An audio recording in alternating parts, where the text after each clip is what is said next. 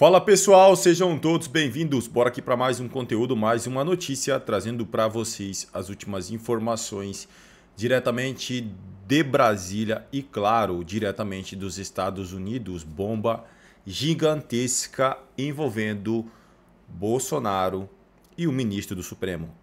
Acompanhe este vídeo até o final para não perder absolutamente nada desta notícia bombástica. É muito importante que você assista até o final para sair bem informado. Não vai tomar muito seu tempo também, pessoal. Não se esqueçam de se inscrever no canal, deixar o seu like e o seu comentário, a sua opinião, para a gente saber, pessoal, também o que vocês acham desta notícia. E claro, comentem de qual cidade vocês estão nos assistindo, que é para a gente saber de onde está vindo a nossa audiência. Só mais um recadinho, pessoal.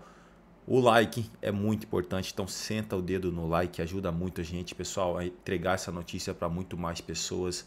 Então agora, sem mais enrolação, bora pro conteúdo. Aí que é o negócio. Agora, sobretudo, quem continua pagando os advogados, eles estão requerendo coisas. Vamos examinar, vamos ver se está bem.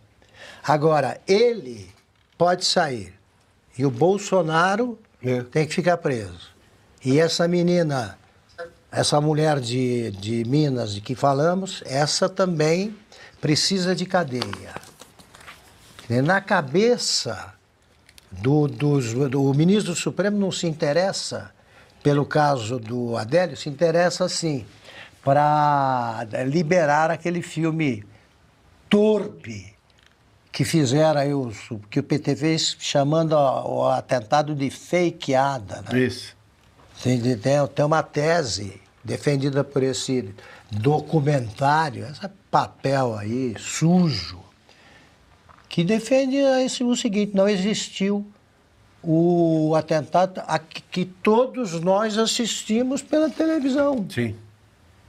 Não existiu. Mas como? Quem é que deu aquela facada?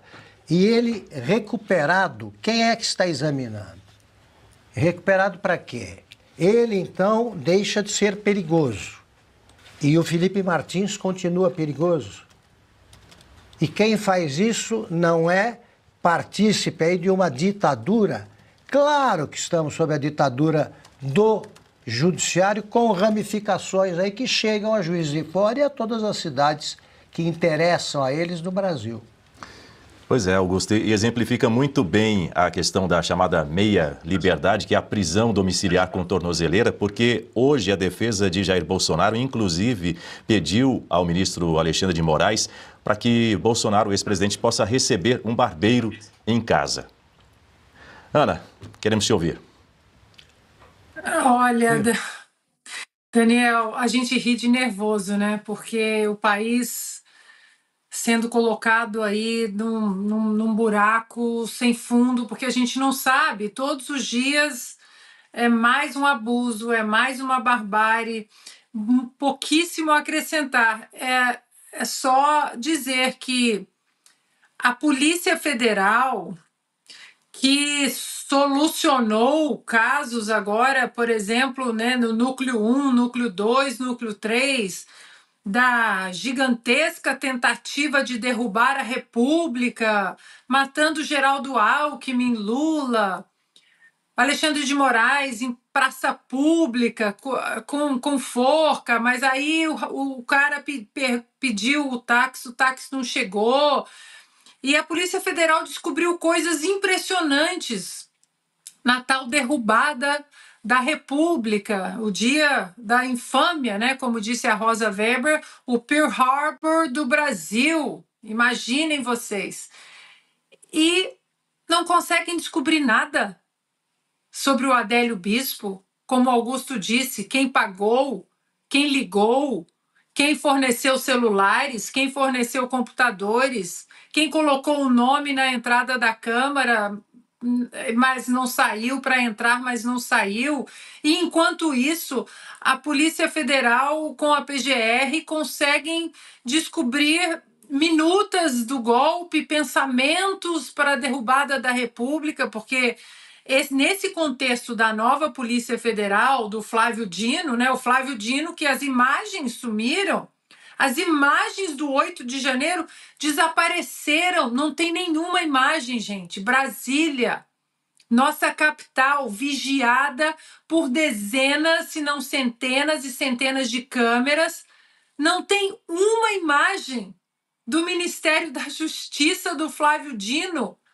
Nada, não tem nada, mas mesmo assim eles têm todo o roteiro do plano para derrubar a República, mas não tem nada do Adélio Bispo. Muito estranho, né? Muito bem, agora são 6h41 no horário de Brasília. Mudando um pouquinho de assunto, Daniel, diga, Piotr. posso só voltar ao caso dessa moça, a Alexandra Aparecida da Silva, que o Augusto citou aí, 43 anos. A informação de saúde dela é que ela tem nódulo na mama, cisto no punho e sangramento retal. Eu vou contar um caso aqui em que eu já vi juiz, até porque juízes de direito de verdade,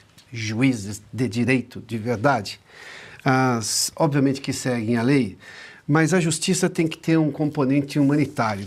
Por isso que tem um negócio, são dois prismas que o juiz, de alguma forma, ele vai se basear em razoabilidade e proporcionalidade. Ou seja, não vai dar uma pena muito alta, por mais que você tenha um limite de pena.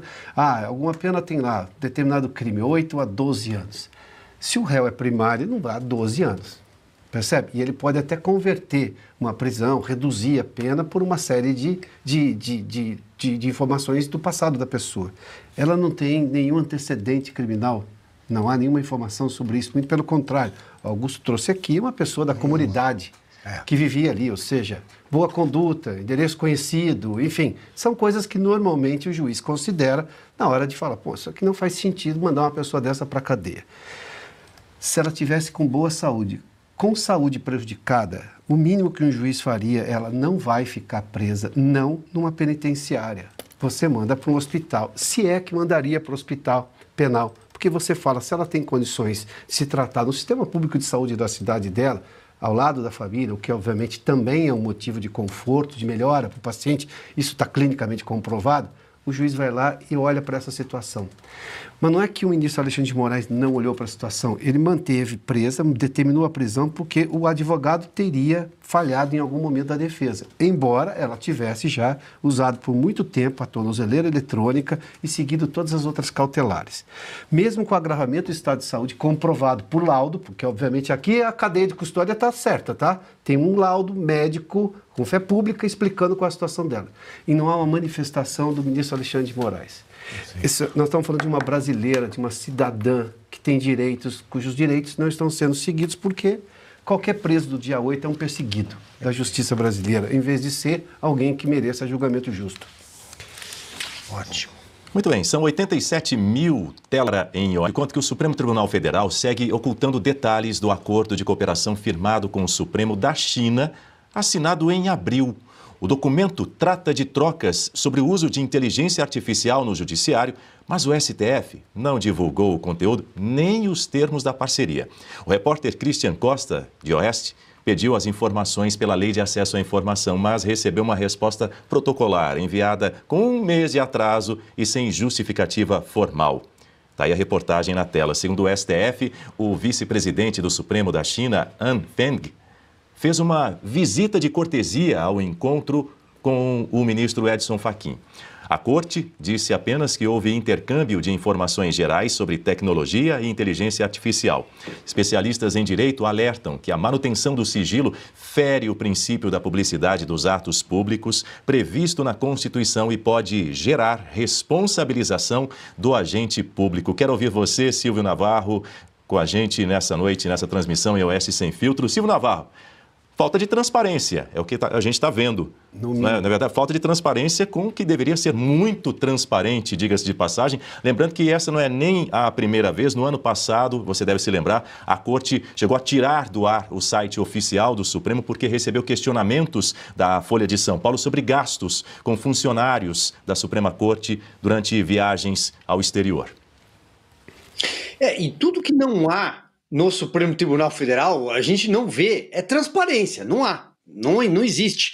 Desde os inquéritos todos sigilosos, eu me recordo que em janeiro deste ano, o próprio ministro Alexandre de Moraes surpreendeu quando disse que tinha 21 inquéritos abertos no gabinete dele. No gabinete dele, 21 inquéritos. A transparência de gastos também não existe. Quanto que esses ministros gastam, por exemplo, em viagens internacionais? Quantas vezes nós, aqui da Oeste, o repórter Christian Costa, que você cita, é especialista em judiciário, ele cobre o dia a dia do judiciário. Quantas vezes ele já não foi atrás de informações, por exemplo, e gastos com seguranças? Já que o ministro Luiz Roberto Barroso diz aos quatro ventos que não pode mais sair de casa sem 3 seguranças. Já que Dias Toffoli foi assistir a final da Champions League, campeonato de futebol na Europa, com segurança. Ninguém sabe quanto é gasto.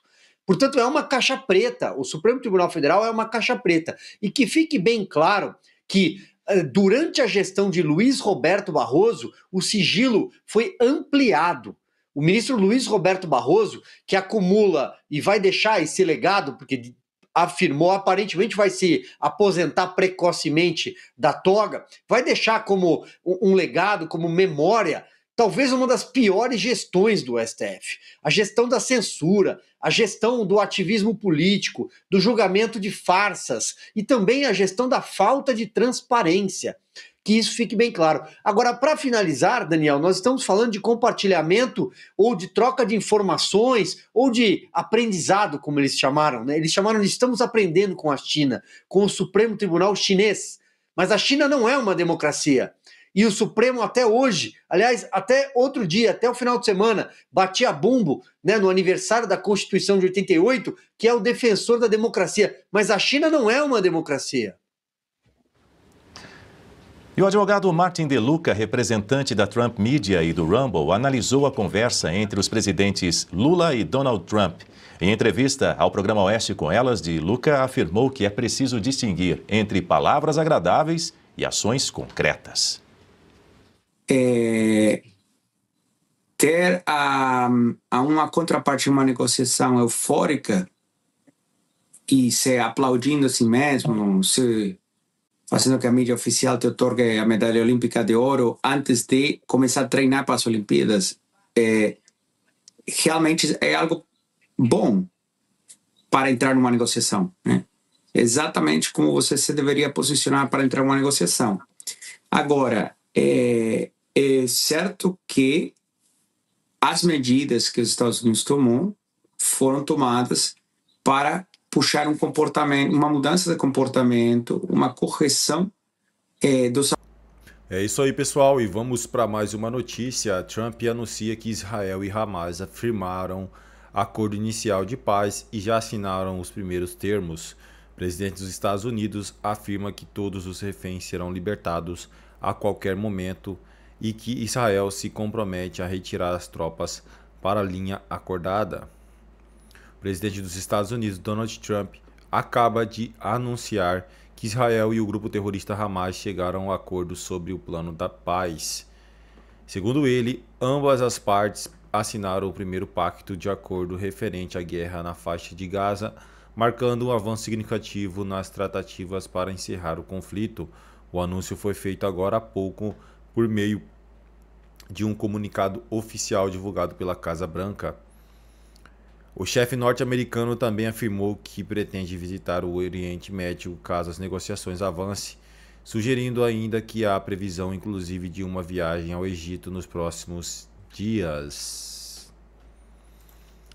União de Caiado abre processo de expulsão contra quem continua com Lula. PP de Nogueira só afasta.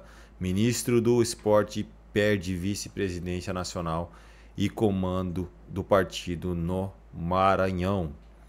A Executiva Nacional da União Brasil decidiu nesta quarta-feira pelo afastamento imediato do ministro do Turismo Celso Sabino de suas funções na Executiva e no Diretório Nacional. A reunião também aprovou a intervenção no Diretório Estadual do Pará sob comando de Sabino. Foi aberto um processo de expulsão encaminhado ao Conselho de Ética, que terá 60 dias para deliberar e devolver o parecer à executiva do partido. Até lá, Sabino segue filiado à legenda, mas sem poder de atuação interna. O caso está ligado ao desembarque do partido e do progressista do governo do presidente Luiz Inácio Lula da Silva. As medidas tomadas contra Sabino têm efeito limitado para a vida política do ministro.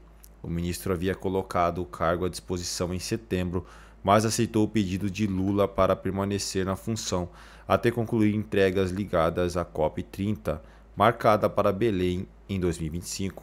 É isso aí, pessoal. Agradeço a vocês pela companhia. Se não é inscrito no canal, se inscreva, deixe seu like e o seu comentário, que isso faz uma enorme diferença. Valeu!